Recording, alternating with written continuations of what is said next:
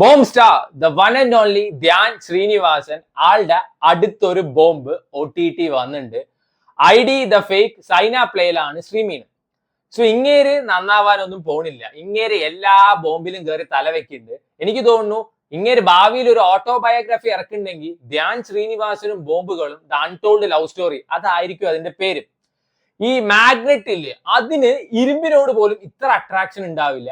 അതിലേറെ ഇഷ്ക് പ്യാറ് മൊഹബത്താണ് ഇങ്ങേർക്ക് ബോംബിനോട്.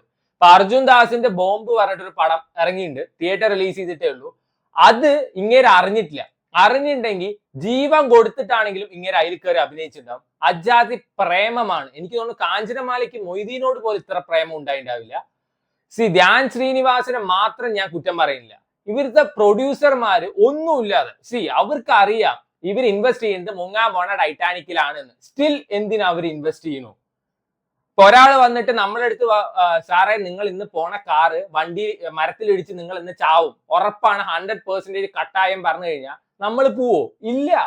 സ്റ്റിൽ ഈ പ്രൊഡ്യൂസർമാർ ഇതിൽ ഇൻവെസ്റ്റ് ചെയ്യുന്നത് വെച്ചാൽ I find it very fishy എന്ന് വേണമെങ്കിൽ പറയാം. സോ ആരോ ഈയിടയ്ക്ക് അതിന് ക്വസ്റ്റ്യൻ ചെയ്യുമ്പോൾ അവരുടെ അടുത്ത് ദേഷ്യപ്പെട്ട് അവരുടെ തന്തയ്ക്ക് വിളിച്ചിട്ടൊന്നും കാര്യമില്ല. ഏതൊരു കോമൺ മാൻ അല്ലെങ്കിൽ സാധാരണക്കാരന് തോന്നുന്നത് മാത്രമാണ് അവർ ചോദിച്ചതെന്ന് ഞാൻ പറയുള്ളൂ. ID ദ ഫേക്കിലോട്ട് വരാം. ഗർഭമാണ് ഈ സിനിമ ഫുള്ള്. ശരിക്കും ഈ സിനിമയ്ക്ക് ഗർഭം എന്നായിരുന്നു പേരിടേണ്ടത്. നമ്മുടെ ധ്യാൻ ശ്രീനിവാസന്റെ സേതുരാം അയ്യർ വേർഷൻ 2.0 എന്ന് വേണമെങ്കിൽ പറയാം. സേതുരാം അയ്യർ എങ്ങനെയായിരുന്നു? അങ്ങേര് മർഡർ കേസ് ബാക്കി കേസൊക്കെ ഇൻവെസ്റ്റിഗേറ്റ് ചെയ്ത് കണ്ടുപിടിക്കുമ്പോ ഇങ്ങേര് തുണ്ട് പേജ് തപ്പിയിട്ടാണ് പോണത്. ഹൗ ഇജാതി ഒരു, ഞാൻ പറഞ്ഞാൽ കൂടിപ്പോവും. ആൻഡ് ഇതിന്റെ ഡയറക്ടർ ആൻഡ് ക്രൂ കൺഗ്രാറ്റ്സ് എന്ന് എനിക്ക് പറയാനുള്ളൂ. നിങ്ങൾ ഇതിലും ഭേദം വല്ല പോൺ മൂവീസ് ഡയറക്ട് ചെയ്യുന്നതാണ്. നിങ്ങളുടെ മേത്ത് തൊലിയൊക്കെ ഉണ്ടാ അല്ല, ഇത് കാണുമ്പോ ബാക്കിയുള്ളവര് തൊലി ഉരിഞ്ഞു പോകണം. കമ്പിക്കഥ, അതായത് ഭർത്താവ് ഭാര്യയെ നോക്കുന്ന സമയത്ത് ബാക്ക്ഗ്രൗണ്ടിൽ കമ്പിക്കഥയുടെ നറേഷൻ. യക്ക് എന്നേ പറയാനുള്ളൂ. Yuck. Literally feel like vomiting. എന്തോ നടേ ഇത്. അതിന് ആ ഒരു സീനിൽ ആ ഒരു കമ്പിക്കഥയുടെ റെലവൻസ് എന്താണ്, വാലിഡിറ്റി എന്താണ്? കുറെ ഗ്രൂപ്പിനെ പറ്റി പറയുന്നുണ്ട്. അതായത് പാൽക്കുടം, നടികൾ, വെടികൾ, ആടയില്ല ഉടലുകൾ, ഈ സാധനമൊക്കെ തപ്പിപ്പിടിക്കാൻ കാണിച്ച സുസ്കാന്തി സിനിമയിൽ കാണിച്ചിട്ട് വെച്ച പ്രൊഡ്യൂസർക്ക് ഒരു 10 ഉറുപ്പ്യ കൂടുതൽ കിട്ടിയേനെ. അജാതി ഒരു സാധനമാണ് എടുത്തു വെച്ചിരിക്കുന്നത്. ധ്യാൻ ശ്രീനിവാസൻ ഈ മറ്റേ പേജ് കണ്ടുപിടിച്ചിട്ട് അതിന്റെ അഡ്മിന് മെസ്സേജ് അയക്കും. അതായത് ധ്യാൻ ശ്രീനിവാസന്റെ ഭാര്യയാണ് ദിവ്യ പിള്ള. ആളുടെ ഈ ഫോട്ടോസ് ഒക്കെ മോർഫ് ചെയ്തിട്ട് ഈ ഫേസ്ബുക്കിലൊക്കെ പോസ്റ്റ് ചെയ്തിരിക്കുകയാണ്. അപ്പൊ ധ്യാൻ ശ്രീനിവാസൻ ഇത് കണ്ടുപിടിക്കാൻ വേണ്ടി രാത്രി എങ്ങനെ പണി എടുക്കുള്ളൂ. ബാറ്റ്മാൻ ആണ് തോന്നുന്നു. ഇതിന്റെ അഡ്മിന് മെസ്സേജ് അയക്കാണ് ഈ ഫോട്ടോയിൽ കാണാൻ ആളെ കിട്ടുമെന്ന്. അതായത് സ്വന്തം ഭാര്യയെ കിട്ടുമെന്ന്.